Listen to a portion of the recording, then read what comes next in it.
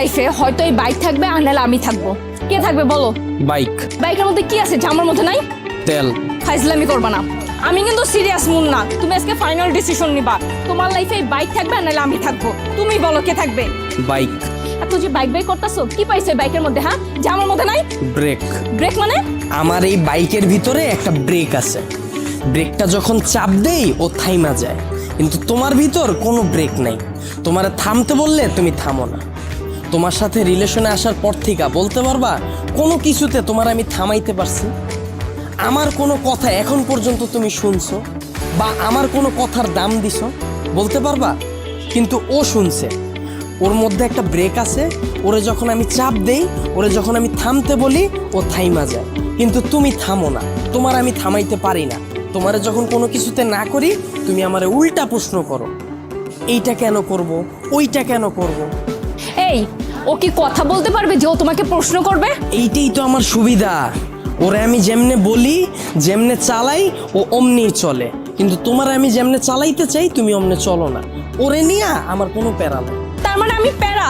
অবশ্যই প্যারা। তোমারে নিয়ে আমি প্রতি মুহূর্তে আতঙ্কে থাকি। কোন ছেলে তোমারে মেসেঞ্জারে নক দিল, কোন ছেলে তোমারে আবার ডিস্টার্ব করলো, কোন ছেলে তোমার প্রোফাইল পিকচারে যে একটা লাভ রিয়াক্ট দিল। আমি যখন তোমারে বলি বাসা থেকে যখন বের হবা বোরকা পইরা বের হয়ে, তখন তুমি আমারে কি বলো? আমার গরম লাগে। যখন আমি বলি ফেসবুকে কোনো পোস্ট কইরো না, তোমার কোনো ছবি ছাইরো না, তুমি বলো তুমি আমার স্বাধীনতা নষ্ট করতেছো। তোমার যখন আমি বলি জান তোমার ফেসবুকের পাসওয়ার্ডটা আমারে দাও, তখন তুমি কি বলো? তুমি আমার সন্দেহ করতেছো। কিন্তু দেখো ওর বিষয়টা, ওরা নিয়ে আমার কোনো প্যারা নেই। এই যে একটা জিপিএস ট্র্যাকার লাগায় নিছি, প্রতি মুহূর্তে আমি নিশ্চিন্তে থাকি। ওরে রাইখা যদি আমি কোথাও যাই, কেউ যদি এসে ওরে ধরে, ও চিল্লায় উঠে আমারে কল দেয়, ডেমো দেখবা? দাও হাত দাও।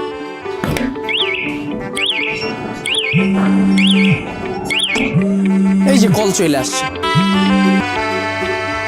আবার তুমি দেখো, যদি আমার কোনো ফ্রেন্ড বা আমার কোনো কাজিন আমার এই বাইকটা নিতে চায়, আমি নিশ্চিন্তে দিয়ে দিই।